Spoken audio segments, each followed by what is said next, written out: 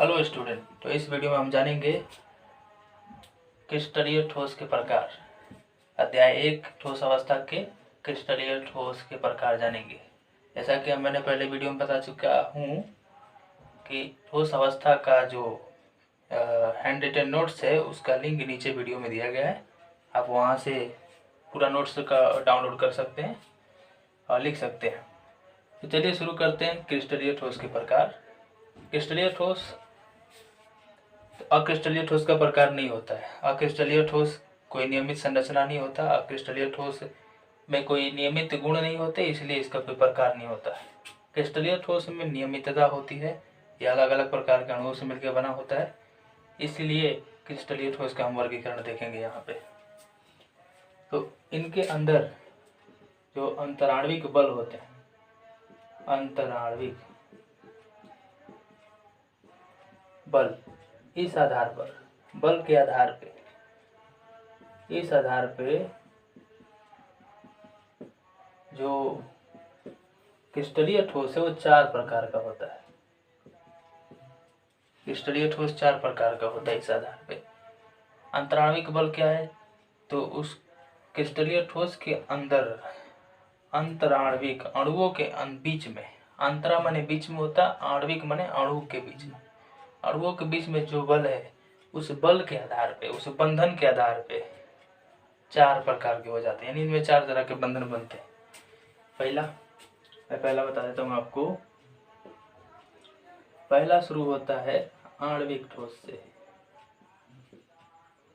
आणविक ठोस, इसको कहा जाता है मॉलिक्यूलर सॉलिड्स। तो इसका नाम अगर आप देखें ध्यान से तो ये 2 शब्दों से बना है, अणु एक। तो इस नाम है आणविक ठोस। इससे समझ में आ रहा है कि वह ठोस में अणु होंगे, यानी अणु वाले ठोस। तो समझ में आ गया एक बात हमें कि इसके जो अवयवी कण होंगे, अवयवी कण, इस ठोस में जो अवयवी कण होंगे, अवयवी का मतलब होता है जिससे ये बना है, जिससे ये ठोस बना है उसको अवयवी कण कहा जाता है। वो क्या होंगे? अणु होंगे। तो ये बात क्लियर हो गया कि आणविक ठोस में जो अवयवी कण होंगे अणु होंगे। अब देखिए, अब ये भी 3 प्रकार के हो जाते हैं। तो अब हम लोग जानेंगे आणविक ठोस के प्रकार। आणविक ठोस के प्रकार के बारे में अब जानेंगे कि ये कितने प्रकार के होते हैं। अब अवयवी कण जब अणु है तो अणु भी अलग अलग प्रकार के हो सकते हैं, वो भी 3 तरह से।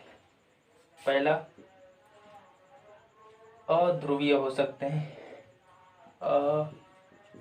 अध्रुवीय आणविक ठोस। दूसरा ध्रुवीय होता है, तीसरा हाइड्रोजन आवंतित होता है। इसलिए अणु 3 प्रकार के होते हैं, इसलिए ये ठोस, आणविक ठोस भी 3 प्रकार का हो जाता है। अध्रुवीय का मतलब क्या होता है? तो इसमें शब्द अगर ध्यान से देखें तो इसमें एक शब्द है ध्रुव। ध्रुव को हम इंग्लिश में पोल कहते हैं। तो पोल का मतलब एक सामान्य भाषा में खंबा होता है, लेकिन साइंस की भाषा में ध्रुव का अर्थ खंबा नहीं होता। ध्रुव का अर्थ यहाँ पे होता है 2 स्थितियाँ। अगर मैं इसमें कोई यौगिक ले लूँ, जैसे HCl ले लूँ, तो इसके ऊपर एक प्लस आवेश होता है, इसमें माइनस आवेश होता है। तो प्लस और माइनस ये दोनों एक 2 ध्रुव बना लेते हैं, इसीलिए ये ध्रुवीय यौगिक है। लेकिन एक यौगिक अगर आप H2 ले लो तो हाइड्रोजन और हाइड्रोजन बंधन में ध्यान दे तो इस पे भी प्लस है, इस पे भी प्लस है। जब दोनों पे समान आवेश होता है तो ध्रुव नहीं बनता है। तो विपरीत आवेश रहेगा तभी ध्रुव बनेगा, समान आवेश रहेंगे तो ध्रुव नहीं बनता है। तो आप समझ गए होंगे कि इस आणविक ठोस में हम कैसे यौगिकों को रखेंगे, वैसे यौगिकों को रखेंगे जिसपे समान आवेश रहता हो। तो चलिए आगे देखिए। अब मान लीजिए इसका इंग्लिश होता है नॉन पोलर मॉलिक्यूलर सॉलिड्स। तो अगर इसमें परमाणु भी आ जाते हैं, इसमें खासियत क्या है कि परमाणु भी आ जाते हैं और अणु भी आ जाते हैं। इस अध्रुवीय आणविक ठोस में परमाणु भी आ सकते हैं, अणु भी आ सकते हैं। अगर परमाणु में कौन आएंगे? परमाणु में हीलियम आएगा और आर्गन आएगा। अब आपके मन में एक प्रश्न था कि हीलियम और आर्गन तो गैस है, तो इसे ठोस कैसे हम कर सकते हैं, या आणविक ठोस कैसे हो सकता है? तो हीलियम का संकेत He होता है, इसका संकेत He और इसका संकेत Ar होता है। हम क्यों लिए इसको? तो ये भी आ सकता है आणविक ठोस में, अगर इसको हम निम्न ताप पर लें। निम्न ताप मतलब कम ताप पर। अगर इसको आप कम ताप पे लीजिएगा तो ज्यादा ताप पे ये गैस रहते हैं, निम्न ताप पे पास आकर संघनित होकर ठोस बन जाते हैं। इसीलिए निम्न ताप पर ये आर्गन हीलियम भी क्या हो जाएंगे? अध्रुवीय आणविक ठोस बन जाएंगे। आणविक की बात करें तो H2 जिस पे समान आवेश हो, Cl2, फिर से I2, इनको ध्यान से देखें तो इन सभी पे एक ही आवेश होता है, तो ये अध्रुवीय है, ध्रुव नहीं बना रहे। तो आप फिर मन में प्रश्न उठेगा हमारे कि H2, Cl2, I2 ये सब गैस है, तो कैसे ये आणविक ठोस है? तो इसे भी हम लोग निम्न ताप पर ही लेंगे। निम्न ताप पर लेंगे तब जाके ये आणविक ठोस बनेंगे। निम्न ताप पर क्या हो जाएंगे? ये संघनित होकर ठोस बना लेंगे। जैसे पानी है, ताप उसका कम करते गए यानी निम्न करते गए, घटाते गए, एक ऐसा ताप आता है 0 डिग्री जिसपे पानी बर्फ बन जाता है, यानी ठोस बन जाता है। उसी तरह इनका भी ताप घटाते जाएंगे तो एक फिक्स ताप पे ये भी क्या बन जाएंगे? ठोस बन जाएंगे, वो भी आणविक ठोस हो जाएंगे। ठीक, तो आप अब समझ गए होंगे कि इसमें कौन कौन से कण आते हैं। अगर इनके बीच हम बल की बात कर लें, इनके बीच हम अगर कणों के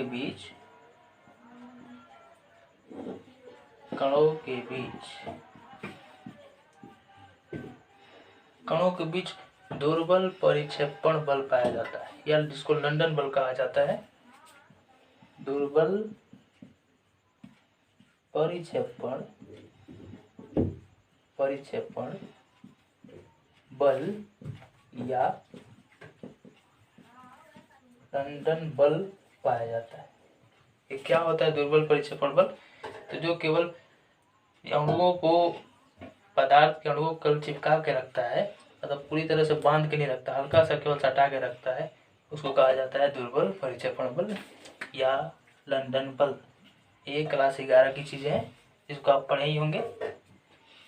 अब हम बात एक जान गए कि इनके बीच कौन सा बल पाया जाता है, कण कौन कौन से पाए जाते हैं, ये भी जान गए। अब इनके हम गुण की बात कर लेते हैं। तो इनका गुण क्या होता है? गुण क्या क्या होते हैं? तो पहला कि ये मुलायम होते हैं। आणविक ठोस है, ठोस अवस्था में ये मुलायम होते हैं। मुलायम, या इसको आप नर्म भी बोल सकते हैं, नर्म।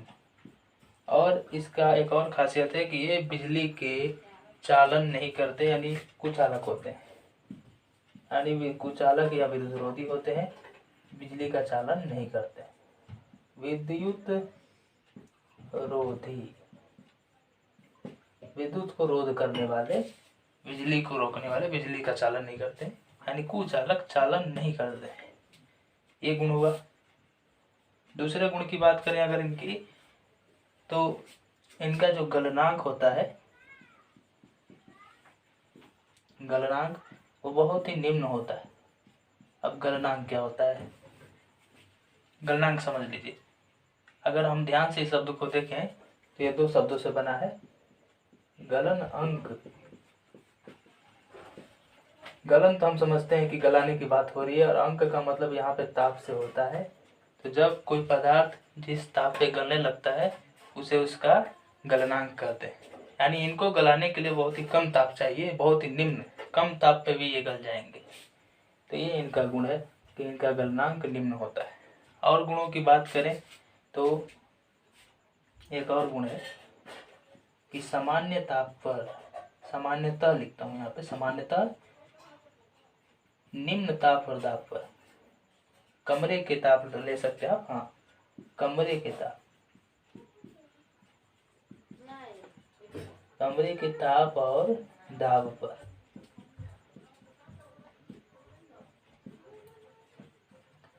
सामान्यता का मतलब होता है कि सामान्यतः सामान्य स्थिति में, यानी किसी विशेष स्थिति में ऐसा नहीं भी हो सकता है। कमरा का ताप, जिस कमरे में मैं खड़ा हूँ या आप बैठे हैं उसके ताप को सामान्य ताप माना जाता है, कमरा का ताप माना जाता है, जिसपे सभी वस्तुएं हम जो देखते हैं ये गैस अवस्था में रहती हैं। तो कमरे के ताप यानी सामान्य ताप पर ये गैस, ठीक है, गैस या द्रव रूप में रहता है, गैस और द्रव रूप में आपको मिल जाएंगे देखने को इस रूप में। उदाहरण की बात करें तो यहाँ पे आपने उदाहरण देख ही लिया, ये पूरा आणविक ठोस के प्रकार में अध्रुवीय आणविक ठोस का ये पूरा डिटेल है। आप इसको लिख भी सकते हैं, ये नोट्स अच्छा ही ये भी आपके काम आएगा, नहीं नीचे लिंक दिया गया है वहाँ से भी आप देख सकते हैं। तो अब हम दूसरा शुरू करेंगे, इसका ध्रुवीय आणविक ठोस। तो चलिए इसको देख लीजिए। अब हम लोग देखेंगे दूसरा ध्रुवीय आणविक ठोस। तो वो पहले हमने देख लिया अध्रुवीय आणविक ठोस, अब हम लोग देखेंगे ध्रुवीय आणविक ठोस। तो इसमें जो अणु होते हैं, इस ठोस में जो अणु होते हैं वो ध्रुवीय, पहले लिख देता हूं मैं, सहसंयोजक बंध द्वारा जुड़े रहते हैं, सहसंयोजक बंध द्वारा जुड़े रहते हैं। यह सहसंयोजक बंध ध्रुवीय होता है। मतलब आप जैसे ले लीजिए, सहसंयोजक बंध किसे कहते हैं? जब वह बंध जिसमें जुड़े हो तो सह मतलब साथ साथ इलेक्ट्रॉनों का साझा करके जुड़े हो। जैसे आप देख लीजिए, हम ले लेते हैं NH3। NH3 जो ठोस है कैसे बना है? तो इसमें जो नाइट्रोजन होता है उसके बाहर में 5 इलेक्ट्रॉन होते हैं, 1 2 3 4 5। पहले एक एक करके जोड़ा लगाते हैं, 1 2 3 4, फिर यहाँ पे डबल जोड़ा कर देते हैं 5, और ये 3 अकेले रहते हैं। इनसे हाइड्रोजन एक एक करके जुड़ जाते हैं। अब मान लीजिए कि हाइड्रोजन के परमाणु संख्या 1 होता है, इसके बाह्यतम शेल में 1 इलेक्ट्रॉन होते हैं। इसको एक और चाहिए होता है अपना 2 करने के लिए, क्योंकि कोई भी परमाणु अपना अंतिम कक्षा भरना चाहता है। इसका अंतिम कक्षा एक ही होता है और इसमें एक ही इलेक्ट्रॉन होते हैं। क्योंकि हम लोग नील्स बोर के नियम से जानते हैं कि किसी कक्षा में 2 8 8 के हिसाब से इलेक्ट्रॉन रह सकते हैं, तो इसमें एक ही है तो ये अपना 2 करना चाहेगा और बाकी सब अपना 8 करना चाहेंगे। उसी तरह नाइट्रोजन का 7 होता है 2,5, तो ये अपना 3 लेना चाहता है 8 करने के लिए, तो ये साझा कर लेंगे दोनों। तो इसको 2 चाहिए, ये इसका साझा कर लेगा, ये इसके साथ साझा कर लेगा, इसके साथ वो नहीं करेगा क्योंकि वो खुद जोड़ा में है, और ये सभी के साथ साझा कर लेगा। तो फलस्वरूप इनके बीच जो बना बंधन है वो सहसंयोजक बंधन हुआ। तो इनके बीच जो बना बंधन हुआ वो सहसंयोजक बंधन हुआ। तो समझ में आ गया आप सहसंयोजक बंधन क्या होता है? इससे जुड़े होते हैं। अब ये ध्रुवीय है, इसका मतलब इस पे माइनस आवेश है तो इस पे प्लस आवेश है, इसलिए ध्रुवीय सहसंयोजक बंधन है, प्लस प्लस। चलिए पहले हम लोग समझ लेते हैं इस बात को। तो पता चल गया कि इसके अणु ध्रुवीय सहसंयोजक बंध के द्वारा बंधे रहते हैं। दूसरा बात कर ले तो जो अणु होता है, अणु कहें या कणों के बीच कहें, कणों के बीच में एक द्विध्रुव अन्योन्य क्रिया होती है। कणों के बीच में द्विध्रुव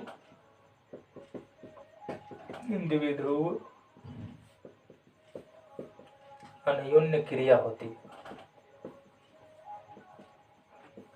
ये क्या होता है द्विध्रुव अन्योन्य क्रिया? चूंकि जैसे हमने लिया NH3, इस पे माइनस इस पे प्लस आवेश है। अब माइनस प्लस है तो ये 2 ध्रुव बना रहे, 2 ध्रुव अब किसी क्रिस्टल में, किसी ठोस में कई सारे NH3 के अणु होंगे जो एक दूसरे से द्विध्रुव अन्योन्य क्रिया करके जुड़े होंगे। यानी जो मान लीजिए अगर ये गोलाकार NH3 का अणु है, इसके ऊपर एक भाग में माइनस आवेश है, एक भाग में प्लस आवेश है, तो जो दूसरा अणु होगा NH3 का, वो कौन सा भाग इधर से जुड़ेगा? एक अन्योन्य क्रिया करेगा। नाइट्रोजन के इधर माइनस वाला प्लस वाले से जुड़ जाएगा, इधर प्लस वाला इधर रहेगा। प्लस वाला नहीं जुड़ सकता क्योंकि प्लस एक दूसरे को भगाते हैं, तो ये इसका माइनस इस तरह करके एक अन्योन्य क्रिया से जुड़े रहेंगे सभी के सभी। ठीक, तो एक बात क्लियर हो गया कि अणु के बीच द्विध्रुव सहसंयोजक बंध पाया जाता है। दूसरा, कणों के बीच द्विध्रुव अन्योन्य क्रिया पाई जाती है। अब हम उदाहरण की बात कर लेते हैं। तो उदाहरण देख लीजिए आप। उदाहरण में चूंकि ये ठोस है तो हमें ठोस ही लेना पड़ेगा। SO2 हम ठोस लेंगे क्योंकि SO2 इस तरह गैस होता है, तो गैसीय रूप में नहीं ले सकते, इसको ठोस में लेंगे हम। उसी तरह हम NH3 की बात करें, NH3 भी इसी का उदाहरण है, लेकिन ठोस रूप में लेना पड़ेगा क्योंकि ये भी एक गैस रूप में रहता है। अमोनिया एक गैस है, सल्फर डाइऑक्साइड एक गैस है। इनको कम ताप पे ठोस रूप में लेना पड़ेगा, तब जाके ये ध्रुवीय आणविक ठोस कहलाएंगे। अब गुण की बात कर लेते हैं इनकी। गुण क्या होता है? पहला, तो ये ध्रुवीय आणविक ठोस मुलायम होते हैं, मतलब इनको आप हाथ से छुएगा तो ऊपर से मुलायम सा प्रतीत होगा, और कुचालक होते हैं। ये भी बिजली के चालन में भाग नहीं लेते। इनके इलेक्ट्रॉन स्वतंत्र होते नहीं क्योंकि सहसंयोजन के चलते सारे इलेक्ट्रॉन एक दूसरे में बंध चुके होते हैं इस बंधन के कारण, इसलिए कोई इलेक्ट्रॉन स्वतंत्र नहीं होता अभी भाग लेने के लिए बिजली के चालन में। दूसरी बात करें अगर इसके गलनांक की, तो गलनांक इनका जो हमने पहला पढ़ा अध्रुवीय आणविक ठोस, पीछे इसका पहला, उससे कम होता है। यानी अध्रुवीय आणविक ठोस से कम होता है। गलनांक यानी गलाने के लिए अगर इसको ताप देना है तो अध्रुवीय से भी और कम देना है, यानी और कम देंगे, थोड़ा सा भी देंगे तो ये गल जाएंगे। इतना आसान है। तीसरा कि कमरे के ताप और दाब, ये कमरे का ताप क्या होता है? अभी जिस कमरे में हम लोग खड़े हैं या जो हम रोज देखते हैं, जिस ताप और दाब पर हम चीज़ों को देखते हैं, वो सभी कमरा का ताप या सामान्य ताप कहलाता है, जिसको हम लोग 25 डिग्री सेल्सियस लगभग मान लेते हैं। 25 डिग्री माना जाता है सामान्य ताप और दाब को। ठीक है। अब ये कमरे के ताप और दाब पर या तो ठोस होते हैं और गैस होते हैं। तो ठोस या तो ठोस रूप में मिलेंगे तो गैस रूप में मिलेंगे, द्रव रूप में आपको नहीं मिलेंगे, तो ठोस या गैस रूप में मिलेंगे। बस इतना ही है इसके बारे में। अब हम लोग तीसरा पढ़ेंगे, हाइड्रोजन आबंधित आणविक ठोस। तो इस बात को नोट कर लीजिए, आगे देखते हैं। अब हम लोग देखेंगे आणविक ठोस का तीसरा प्रकार, हाइड्रोजन आबंधित आणविक ठोस। हाइड्रोजन बॉन्डेड मॉलिक्यूलर सॉलिड्स, ये एक ऐसा ठोस होता है, तो इस आणविक ठोस में जो हाइड्रोजन होते हैं, हाइड्रोजन वो आबंधित होते हैं 3 तत्वों से, या तो फ्लोरीन हो सकता है, या ऑक्सीजन हो सकता है, या नाइट्रोजन। इन तीनों में से किसी एक से जुड़ा हो सकता है। और जब हाइड्रोजन इन तीनों में से किसी एक से जुड़ा होता है तो उनके बीच में हाइड्रोजन आबंध पाया जाता है। इस तरह के ठोस को हाइड्रोजन आबंधित आणविक ठोस कहते हैं। यानी हाइड्रोजन इनके साथ क्या करेगा, अब ये इनके साथ सहसंयोजक बंध ही बनाता है, वो भी ध्रुवीय, इस पे प्लस इस पे माइनस, तो ये ध्रुवीय सहसंयोजक बंध बनाकर जुड़ता है। सहसंयोजक बंध बनाकर इनसे जुड़ जाता है। अब इनके बीच जो बंध होता है, अणुओं के बीच जो बंध होता है, वो प्रबल हाइड्रोजन आबंध होता है, प्रबल मजबूत प्रबल हाइड्रोजन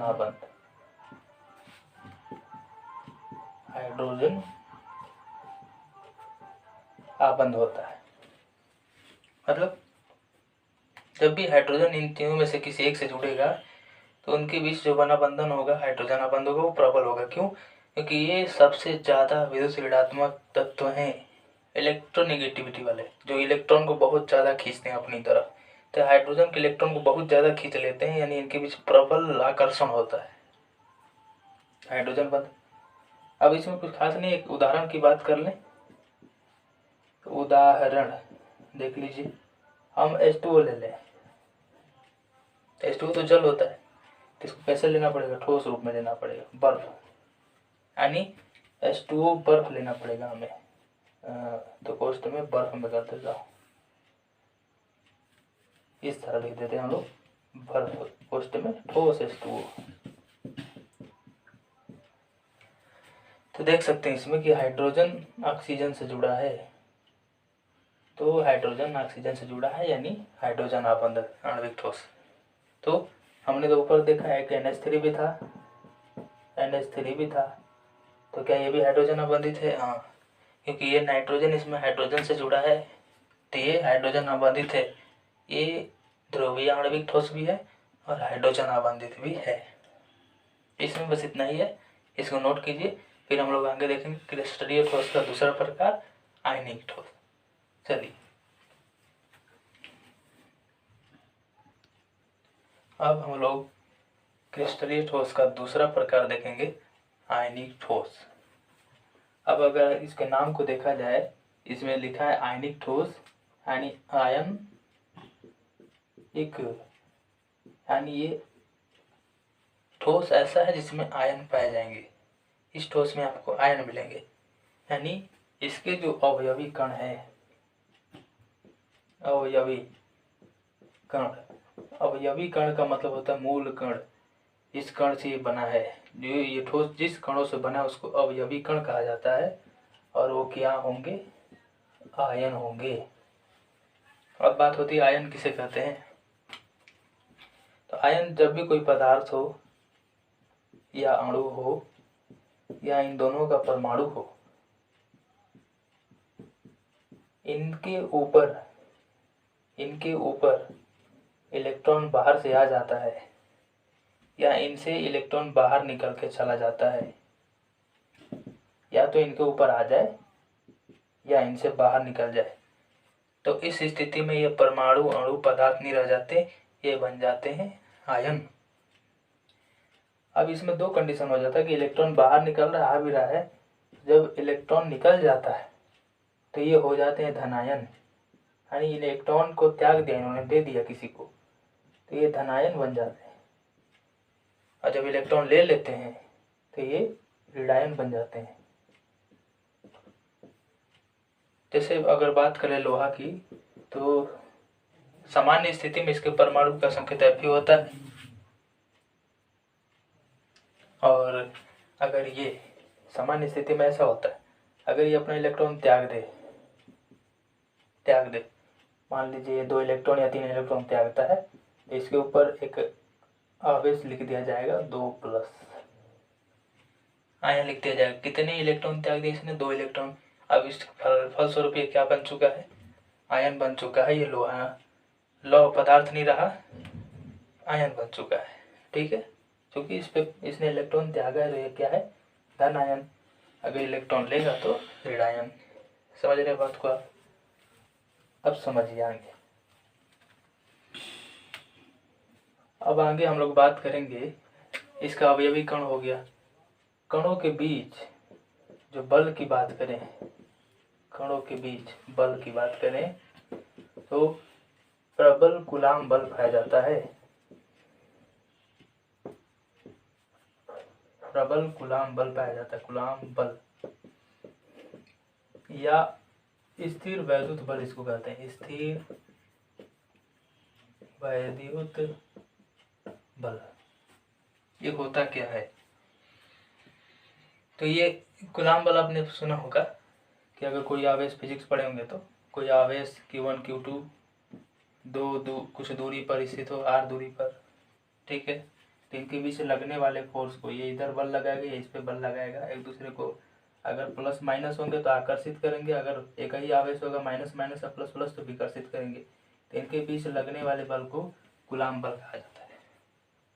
अब चूंकि आयन पे दो आवेश है, एक प्लस है एक माइनस है, जैसे आयन में होता क्या है कि इसके यौगिक इलेक्ट्रॉनों को स्थानांतरण करके बनाते हैं, ये साझा नहीं करते हैं। ऐसा नहीं है कि इलेक्ट्रॉन को लेंगे और उसको देंगे, नहीं, ये अकेला इसी को अपना पूरा इलेक्ट्रॉन दे देते हैं, इसलिए उन पर प्लस और इस पर माइनस।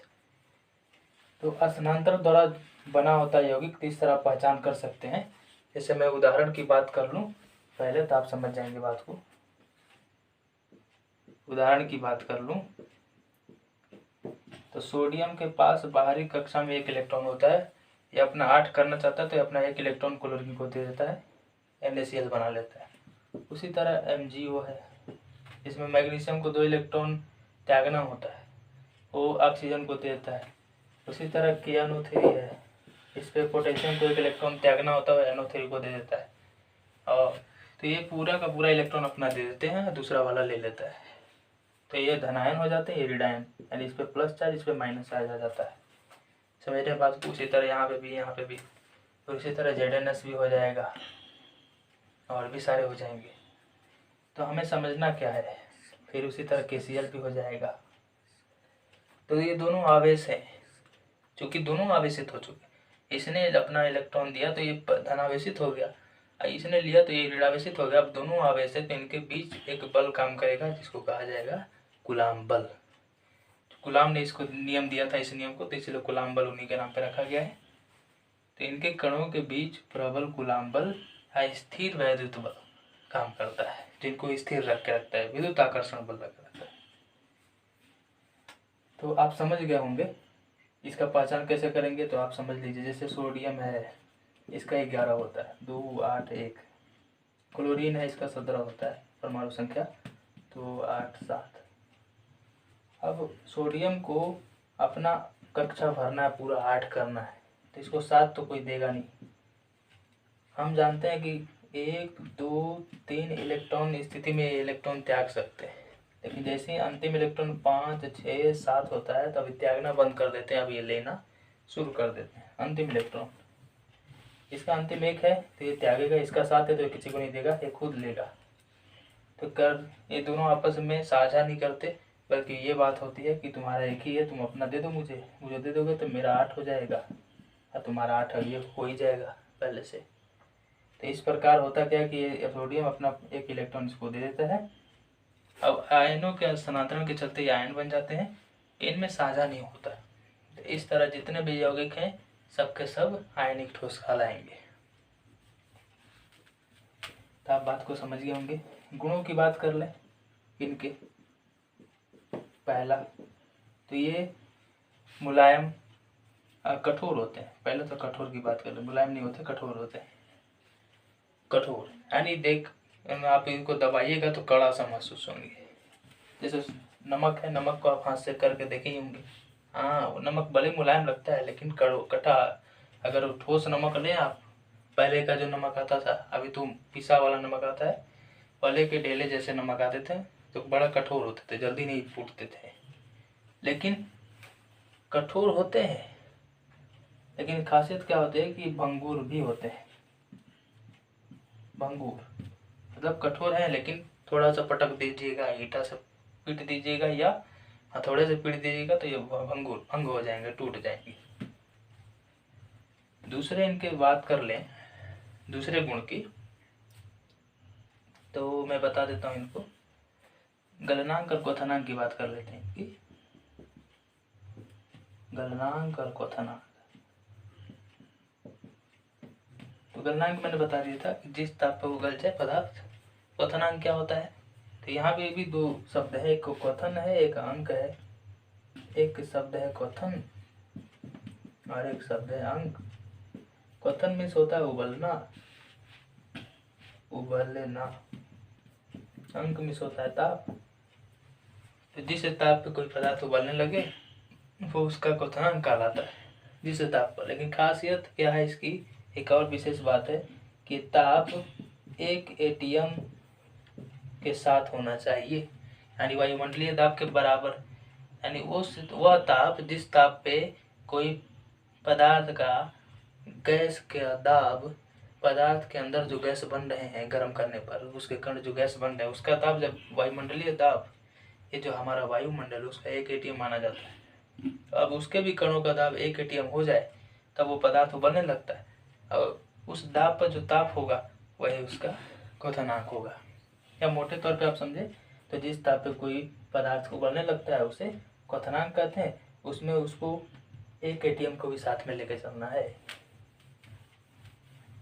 अब बात करें हम लोग तो ये दोनों के दोनों इनके लिए उच्च होते हैं, मतलब इनको गलाना और उबालना बहुत ही कठिन होता है। वैसे नमक को तो हमने देखा, नमक को आप गर्म कीजिएगा तो ये उबलने वाला नहीं है। नमक को गर्म करने पर उसी तरह रहता है जिस रूप में, हाँ भले पानी में डालने पर ये गल जाता है लेकिन इस तरह ये नहीं गलता है। यानी गलाने के लिए, उबालने के लिए बहुत ज़्यादा ताप देना पड़ेगा। तीसरी बात करें हम तो ये ठोस अवस्था में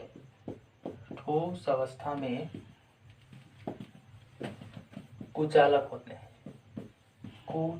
होते हैं, या जिसको हम लोग विद्युत रोधी भी बोलते हैं। विद्युत रोधी, कुचालक, अचालक, दुर्बल चालक, विद्युत रोधी होते हैं। इसका मतलब अगर ये ठोस रहेंगे यानी अपने आयनिक ठोस रूप में रहेंगे तो ये बिजली का चालन नहीं करने वाले। कारण क्या है?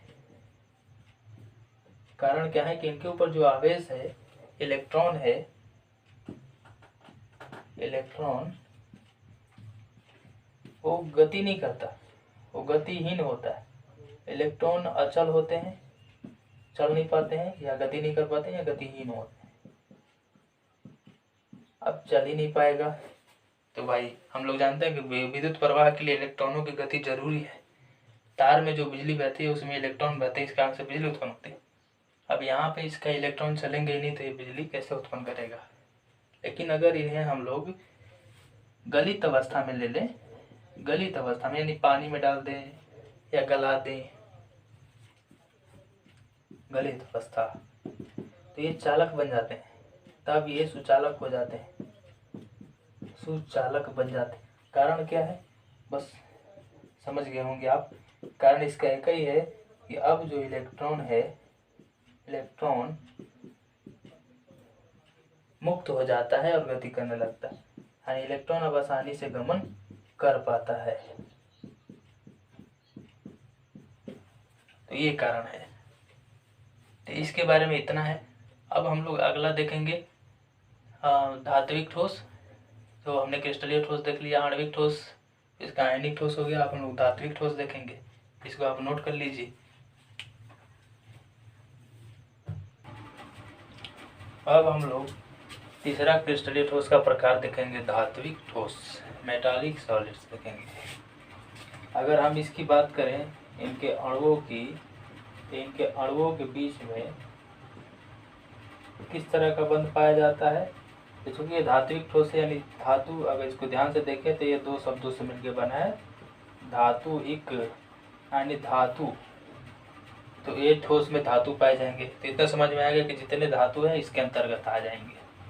तब अणुओं के बीच में बंधन किस तरह का पाया जाएगा, तो धात्विक बंधन पाया जाएगा। धात्विक बंधन यानी इनको बांधने वाला जो बंधन होगा वो धातुओं से मिलकर बना है, तो वो धात्विक बंधन ही होगा। अब इसमें, इस धातु में जो परमाणु होते हैं या जो इनका धन आयन होता है, परमाणु के नाभिक में धन आयन पाया जाता है, प्लस आवेश प्रोटॉन का, वो इलेक्ट्रॉनों के समुद्र से मुक्त इलेक्ट्रॉन, स्वतंत्र इलेक्ट्रॉनों, मुक्त इलेक्ट्रॉनों के समुद्र, समुद्र कहेंगे, समुद्र से घिरा रहता है। मतलब एक अगर मान लिया जाए, इलेक्ट्रॉन को समुद्र मान लिया जाए, तो उसमें ये धनायन तैरते रहते हैं, छोटे छोटे धनायन बीच में, यानी इनको चारों तरफ से घेर के एक समुद्र जैसा हिस्सा बना देते हैं। अब इसमें होता क्या है, जिसमें इसमें ये परमाणु भी अपना इलेक्ट्रॉन दिया रहता है, ये जिसमें परमाणु भी अपना 1 या 2 इलेक्ट्रॉन दिया रहता है, जिसमें परमाणु का 1 या अधिक इलेक्ट्रॉन का योगदान होता है। 1 या अधिक इलेक्ट्रॉन का इनका भी इसमें योगदान होता है। इस बात को थोड़ा मैं समझने के लिए समझा रहा हूँ, लेकिन थोड़ा यहाँ पे आप लोग जैसे में देख लीजिए उदाहरण। अब निश्चित आप लोग धातु जानते हैं, जैसे लोहा जानते हैं, सोना जानते हैं, चांदी को जानते हैं AgAu, फिर से कॉपर, तांबा, जिंक जानते हैं आदि सभी धातु है। सभी धातु इसमें आ जाएंगे, सभी धातु इसमें आ जाएंगे। इतना बात हमें समझ में आया। अब ये जो बात करें इसको मैं थोड़ा चित्र के माध्यम से आपको समझाता हूँ। मान लीजिए इतना बड़ा सा कोई भी धात्विक ठोस लोहा चाहे कुछ भी, उसमें से अगर हम परमाणु को ध्यान से देखें तो इसके परमाणु कुछ गोलाकार माने जाते हैं, तो एक दूसरे से इस प्रकार सटे होंगे, और कुछ यहाँ पे भी सटे होंगे पीछे। अब इसके फिर इधर से फिर और पीछे जाएंगे, यानी एक दूसरे से अगर मैं ध्यान से देखा जाए इनको तो एक आकृति बनेगी इनमें घन जैसी। ठीक है, घन जैसी आकृति इनमें बनेगी। तो अगर इसे घन काटा जाए तो चलिए मैं घन काट के आपको दिखाता हूँ थोड़ा सा।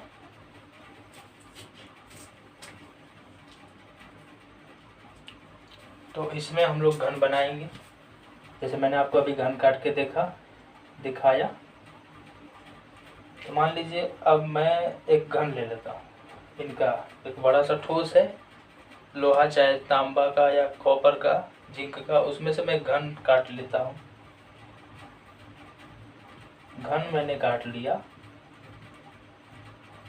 तो हो सकता है कि परमाणु उसके घन के फलकों पर हो, बीच में केंद्र में भी हो सकते हैं, फलकों पर भी हो सकते हैं, इधर भी हो सकते हैं, उधर वाले फलकों पर भी हो सकते हैं, इन कोनों पर भी हो सकते हैं परमाणु। ठीक, तो ये मान लीजिए परमाणु है जिसपे धन आयन है, बीच में धन आयन भरा हुआ है, और बाकी जो है इनके किनारे किनारे इलेक्ट्रॉन घूम रहे हैं, जो इलेक्ट्रॉन चारों तरफ इनको घेर रखे हैं। ठीक है, इस क्रिस्टल में, इस धात्विक ठोस में चारों तरफ से इनको इलेक्ट्रॉन घेर के रखे हुए हैं, चारों तरफ से इनके चारों तरफ इलेक्ट्रॉन पाया जाता है। अब ये सब जितने भी परमाणु सब ने अपना अपना इलेक्ट्रॉन इसमें दिया, एक तरह से इलेक्ट्रॉन का समुद्र जैसा बन जाता है जिसमें धनायन तैरते। अब चूंकि इलेक्ट्रॉन है तो बिजली का चालन भी ये करेंगे, विद्युत के चालक होंगे। तो धात्विक ठोसों में इस प्रकार से सजे रहते हैं। अब मान लीजिए हम इनके गुण की बात कर लें तो देखिए गुण क्या क्या होता है। तो पहले पता चल गया कि ये ऊष्मा और विद्युत के सुचालक होते हैं। ऊष्मा क्या होता है कि अगर इनके एक भाग को गर्म करें तो इसका दूसरा भाग भी गर्म हो जाता है। जैसे आपने घर में बन रहे कढ़ाई बर्तन में खाना बनते देखा होगा, उसका पूरा भाग गर्म हो जाता है, यानी कहीं ना कहीं ऊष्मा एक जगह से चल के चारों तरफ फैल जाती है। कारण क्या है? मुक्त इलेक्ट्रॉन है। अब बिजली के भी चालन, इसका कारण है मुक्त इलेक्ट्रॉन। जो इनके अंतर्गत मुक्त इलेक्ट्रॉन है, स्वतंत्र इलेक्ट्रॉन, वही घूम रहा है। यानी मान लीजिए हम लोहा के एक भाग को गर्म किए तो वहाँ का मुक्त इलेक्ट्रॉन चल के आया दूसरे के पास और उस हिस्से को गर्म कर देता है। इस कारण से दूसरा कि ये कठोर है, कठोर भी हैं, तन्य भी हैं और आघात वर्धनीय भी हैं। आघात वर्धनीय ये क्या होता है मैं बता रहा हूँ आपको। वर्धनीय वर्धनीय वर्धनीय होगा यहाँ पे।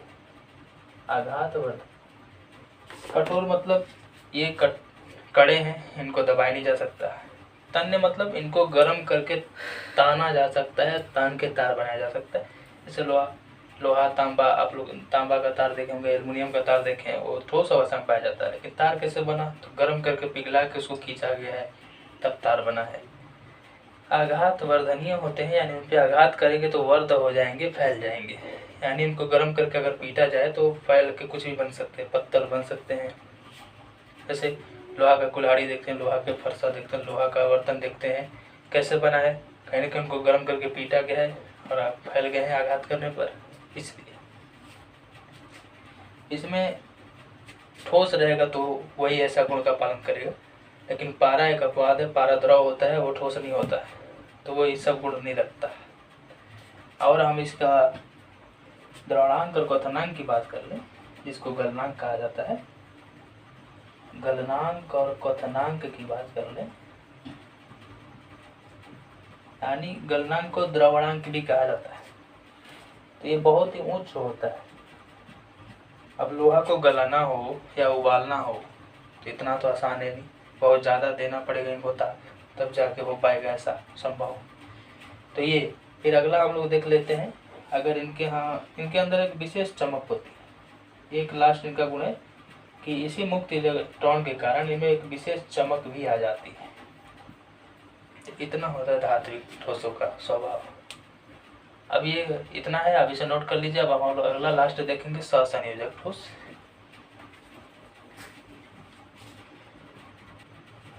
अब हम लोग एक लास्ट टॉपिक इसका है, क्रिस्टलीय ठोस का लास्ट प्रकार सहसंयोजक ठोस, इसको देख लेते हैं।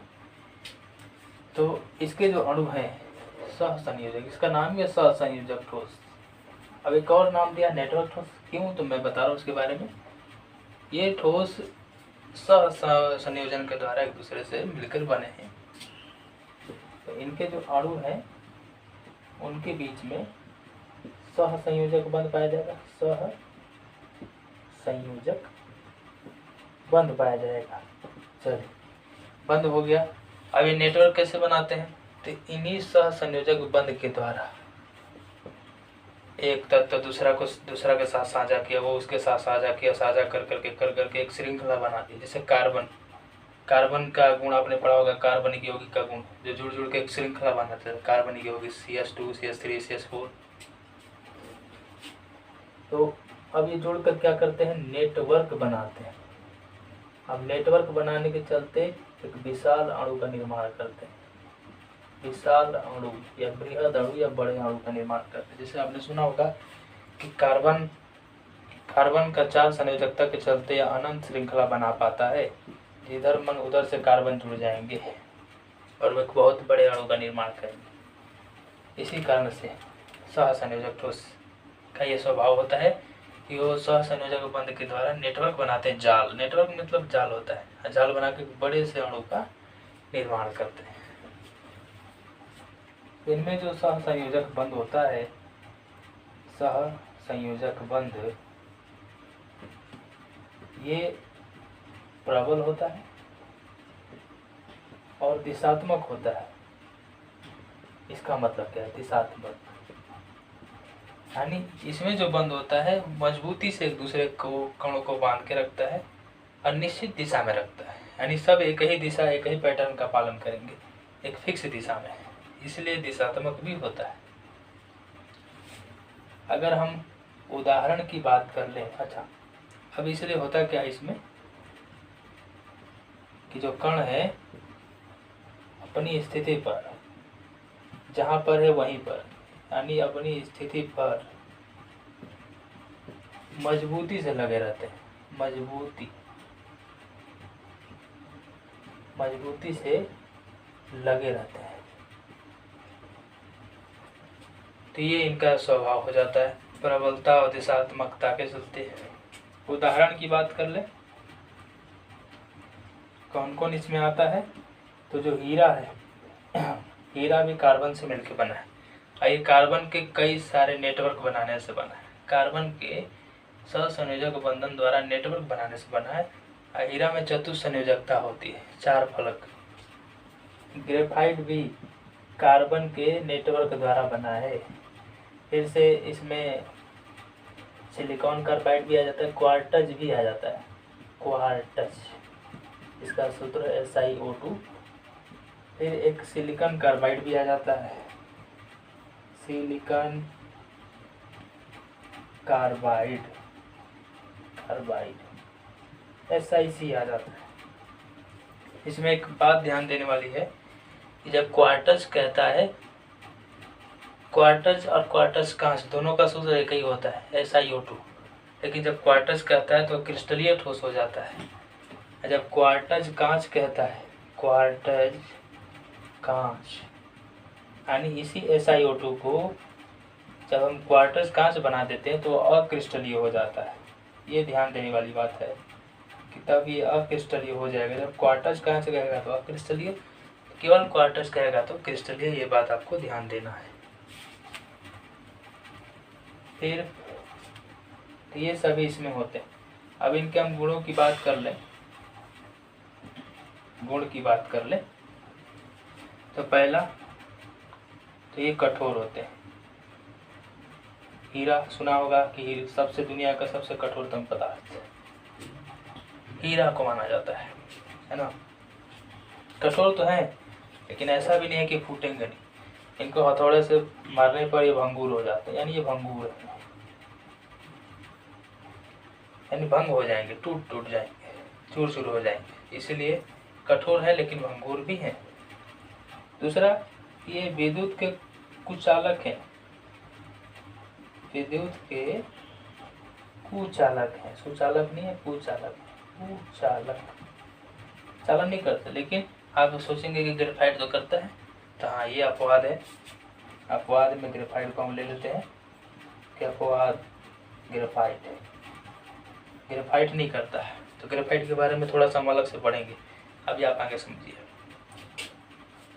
इनके गलनांक की बात करें, यानी अगर इनको गलाना हो तो ये बहुत ऊंच होता है। गलाना, इनका गलाने के लिए बहुत ज़्यादा ताप देना पड़ता है, यानी गलनांक बहुत ही उच्च होता है। और अगर हम, और एक और इसमें एक बात है कि इनको गलाने के लिए तो उच्च ताप देना ही पड़ता है, और ये गलने से पहले जैसे आप इसको गलाने के लिए ताप देने लगेंगे, गर्म करने लगेंगे, तो गलने से पहले ही अपघटित हो जाएगा, टूट जाएगा, अपघटित हो जाएगा। ये स्वभाव होता है इनमें। इसमें हमने अपवाद देखा ग्रेफाइट है, तो इसके बारे में थोड़ा सा हम अलग से पढ़ेंगे ग्रेफाइट के बारे में। तो पहले आप इसको लिख लीजिए, नोट कर लीजिए, तब हम ग्रेफाइट के बारे में देख लेते हैं। अब हम ग्रेफाइट के बारे में देख लेते हैं कि ग्रेफाइट एक अपवाद है जो बिजली का, विद्युत का चालन करता है। तो ये मुलायम होता है और सुचालक होता है। आखिर क्या कारण है कि सुचालक होता है, धातु की तरह स्वभाव दिखाता है? तो कारण इसका एक ही है कि इसमें मुक्त इलेक्ट्रॉन पाए जाते हैं, मुक्त इलेक्ट्रॉन पाए जाते हैं। अब इस कारण से ये ऐसा स्वभाव दिखाता है। आखिर जब ये सहसंयोजक बंध के द्वारा जुड़े हैं तो इनमें मुक्त इलेक्ट्रॉन कहाँ से आएगा? तो इसी बात को हम समझेंगे। इसको समझने के लिए हम इसके स्ट्रक्चर को देखेंगे, संरचना को देखेंगे। तो ग्रेफाइट कार्बन से बना है, कार्बन से बना है। हम लोग कार्बन के बारे में जानते हैं, कार्बन का परमाणु संख्या 6 होता है। अंतिम अगर इसको सजाएं तो 2,4, यानी कार्बन के बाह्यतम शेल में 4 इलेक्ट्रॉन रहते हैं जो 4 बंधन बनाते हैं, 1 2 3 4। अब ये चारों जुड़ने के लिए बनाते हैं, लेकिन चूंकि ग्रेफाइट में केवल कार्बन होता है, दूसरा कोई तत्व नहीं होता, केवल कार्बन ही आपस में जुड़ जुड़ के नेटवर्क बनाते हैं। तो होता क्या है कि ये कार्बन का 3, ये कार्बन क्या करता है 3, चलिए मान लीजिए 3 के साथ जुड़ जाता है। 3 अपने 3 इलेक्ट्रॉनों को सहसंयोजन बंध में फंसा लेता है। 1 इलेक्ट्रॉन इनका स्वतंत्र आ जाता है और वही स्वतंत्र इलेक्ट्रॉन इनको मुलायम और सुचालक बना देता है और फिर से षटकोणीय डिजाइन बनाते हैं। तो ये जो मुक्त इलेक्ट्रॉन है इनमें मुक्त इलेक्ट्रॉन, मैं चित्र ही बना देता हूँ।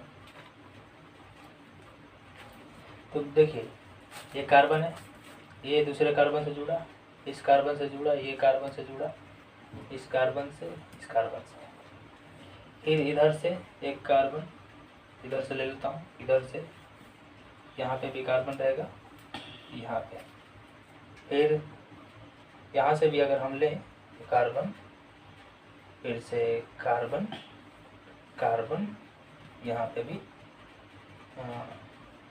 कार्बन। ध्यान से देखा जाए किसी एक कार्बन को, तो ये देखा जाए तो ये 3 बंधन से जुड़ गया है, सभी अन्य से एक षटकोणीय डिजाइन बना रहा है। यानी यहाँ पे जो बनता है इसका आकार, ग्रेफाइट का आकार षटकोणीय होता है, षटकोणीय डिजाइन में, षटकोणीय संरचना बनाता है। इसमें 3 इलेक्ट्रॉन साझा में भाग ले लेते हैं, जो चौथा इलेक्ट्रॉन है यहीं पे रह जाता है। आप कहीं पे भी देख सकते हैं। अगर हम इसकी बात करें यहाँ से, तो ये एक यहाँ से कार्बन, फिर एक ये यहाँ से, एक यहाँ से कार्बन। इस कार्बन को भी देखें, इस कार्बन को भी 1 2 3 से ही जुड़ा है, तो चौथा इलेक्ट्रॉन इसका स्वतंत्र रहेगा। इसी तरह सभी कार्बन के पास यही स्वभाव होगा। इसमें जितने भी कार्बन है सबके पास एक स्वतंत्र इलेक्ट्रॉन होगा, जो इनको क्या बना देता है, सुचालक बना देता है। अब ये एक दूसरे के ऊपर, ये परत षटकोणीय, एक षटकोणीय, उसके ऊपर एक षटकोणीय, इस तरह एक परत दूसरे के परत के ऊपर रहते हैं। आइए एक दूसरे के ऊपर फिसल भी सकते हैं। इसके जो परत हैं एक दूसरे के ऊपर, एक दूसरे पर फिसल सकते हैं, तो ये स्वभाव होता है इनका। तो आप समझ गए ग्रेफाइट के बारे में, इसको नोट कर लीजिए। आइए इतना था। अब हम लोग अगले वीडियो में जानेंगे क्रिस्टल जालक और एका कोष्टिका के बारे में, एनसीईआरटी का अगला हेडिंग। तो मिलते हैं अगले वीडियो में। धन्यवाद।